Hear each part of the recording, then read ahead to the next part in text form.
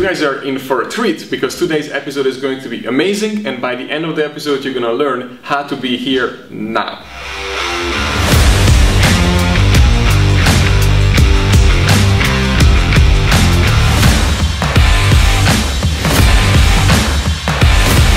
Welcome back to the FitBiz Journey podcast. We are here for another amazing episode with Dr. Ryan Lowery. By the way, guys, this is the third setup, but really appreciate you having us back, Ryan. You were on episode 17, and I just wanted to bring you back here. By the way, if you guys haven't seen the previous episode with Ryan, he is actually the CEO of ketogenic.com and also the author of a best-selling book, the Ketogenic Bible. There we go. Yeah. Sorry about that. And then the best part is I have the book, I have the signature, I gave it to Nina, my wife. She have read it, she made tons of notes, and we left reviews. And this is the book that when we got published, it got tons and tons and tons of reviews, by the way.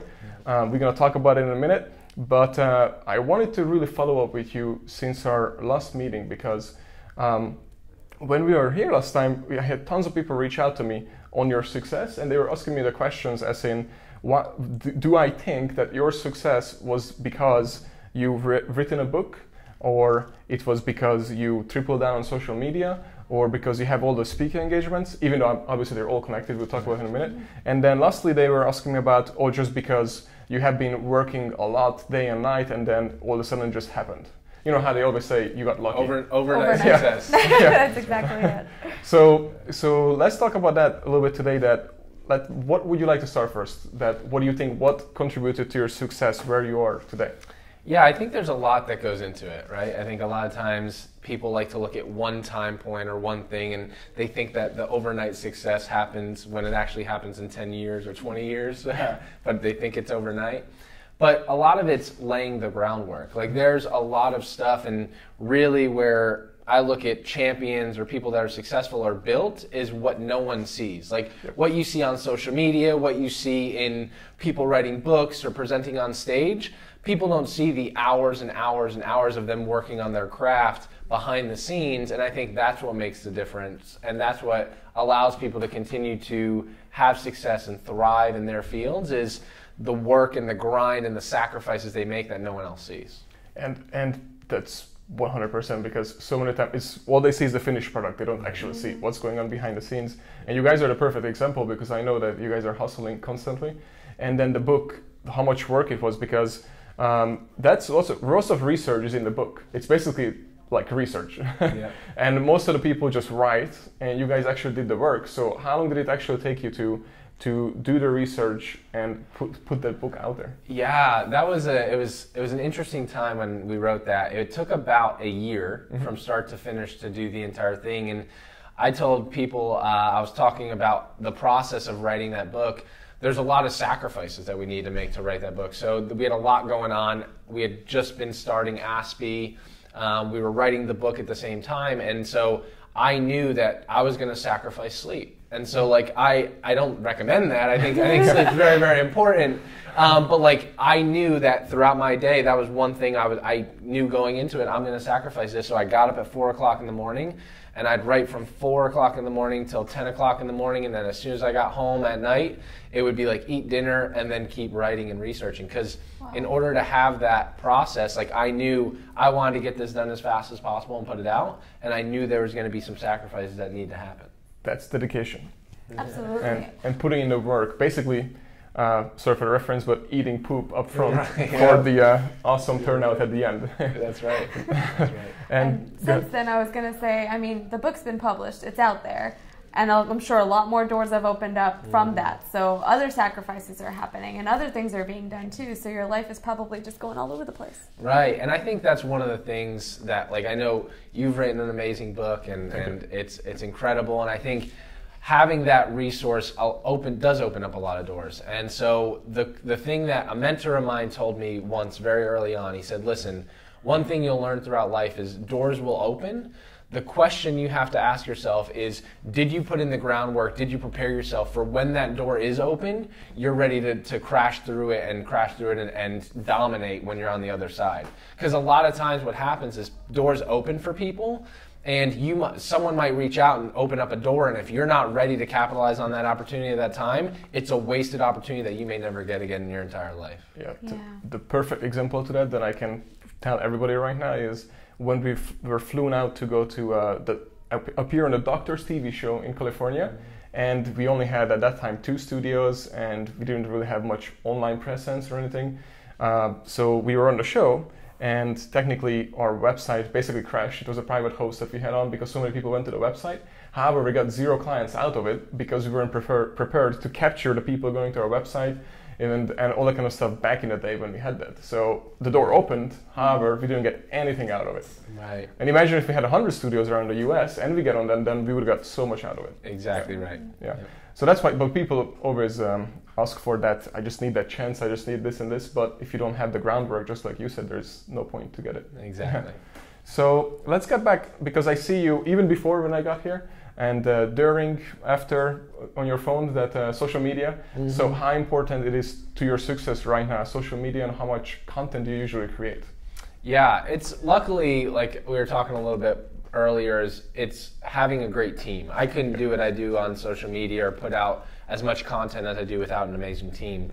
But I think it ultimately comes down to what is your goal, what's your objective, and I know your objective is very similar, is how do I put out as much value as humanly possible? And so I feel like we have a gift to share with the world, and I don't want to ever look back with regret and go, I wish I would have put out more, I wish I would have done this, I wish I would have spoken at more events. And so we're just going 100% in on it and saying, what does it take to be able to put out high quality content? What does it take to put out that information? And social, whether it's Instagram, Facebook, YouTube, whatever, a podcast, whatever it may be, allows you to reach different people and different audiences that might be hear your message and then ultimately influence their life and inspire them to take action towards becoming a better person themselves. Wow, that's amazing. Because most people would say, well, where do you make your money from? What's your ROI? That's what usually the number one thing that I hear. I don't have time to do that. Yeah. So that's actually an interesting concept, because I just did a post on this, and I hate this concept of I don't have time. Yep. And I think it ultimately comes down to priorities. Yes. And I think so many people lose sight and they think they don't have time. And one of my best mentors told me that priorities are never in conflict. And if you think about it, it's so true, and it's ultimately, what is your priority? That's what you're spending time on.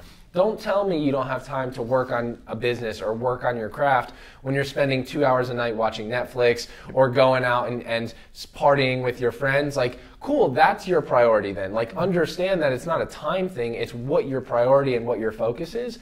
Spend time. When I was reading the book, I knew my priority wasn't sleep. Like, now I try and prioritize sleep because I know how important it is. But like, I knew going into that, I am not going to prioritize sleep. I'm prioritizing writing this book and getting it out. And so that concept of time is just it's such an important topic. And I think understanding that whatever your priority is, focus on that. Mm-hmm.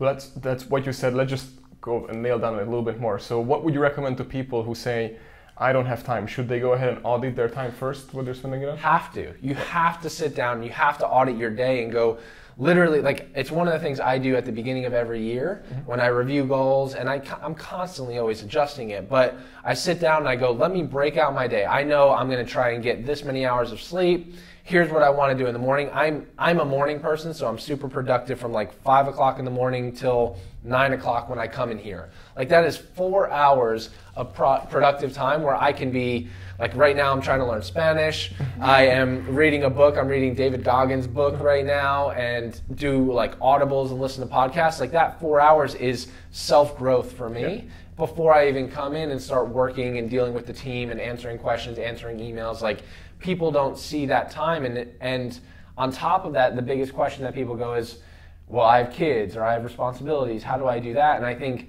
a lot of times people get wrapped up in the concept of, I need to spend hours and hours with someone, but they don't realize that the amount of time or engagement that they're spending with someone is like 20% of what they can give them. Like, they're not fully present in the conversation. They're on their phone, they're texting, they're watching TV, they're there.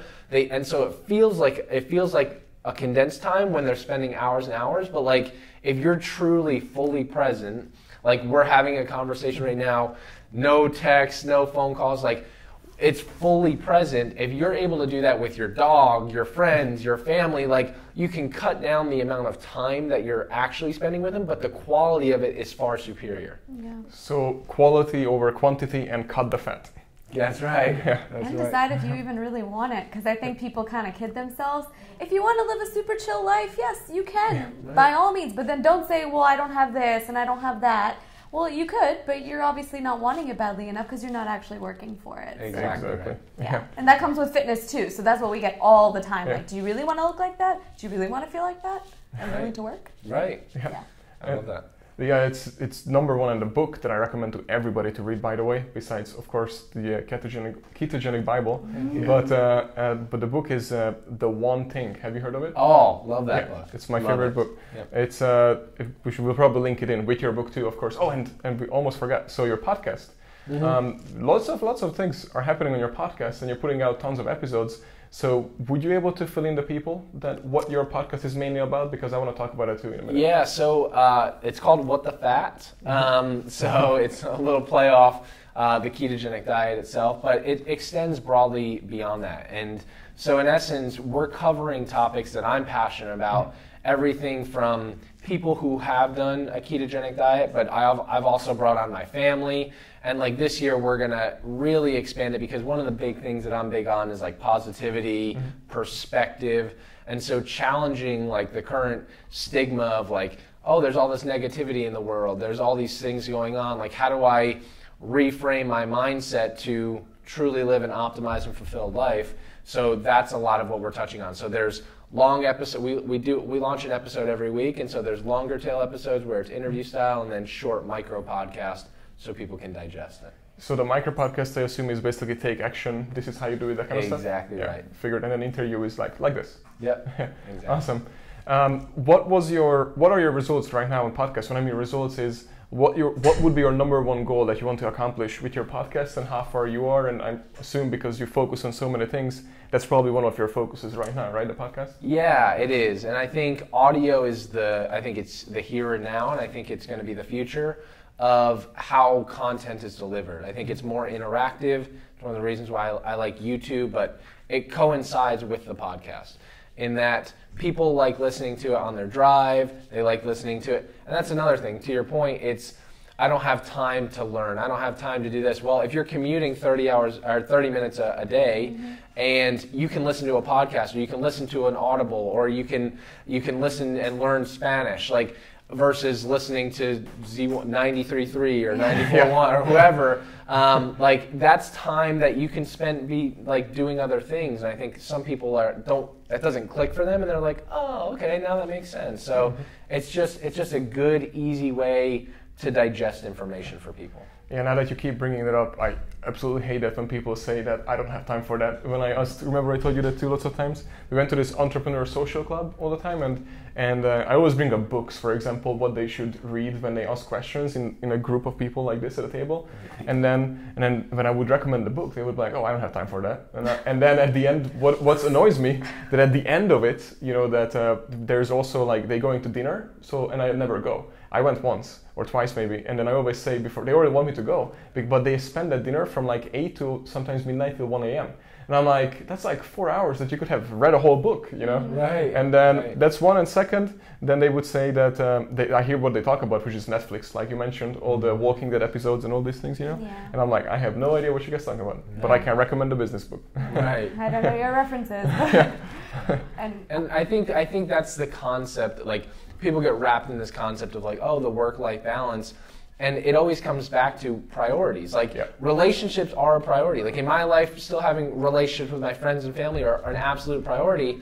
But like one of the things, like I wear a band it says be here now, like be fully present. Like be fully present in the situation. So I know whether it's I'm spending time with my dog, I'm spending time with my mom, I'm spending time with my friends, like I'm fully engaged. And so I can allocate 30 minutes or an hour and be fully engaged with you. And it's better than spending 4 or 5 hours with you and being on my phone talking and then like just being close in proximity to you. Exactly. That the concept too, the quality over quantity, and what you mentioned, same with work, because so many people say they work 8, 10, 15 hours, a day. But that's why, have you heard the book Clockwork? No, I haven't. It's brand new by Michael Mikhailovich.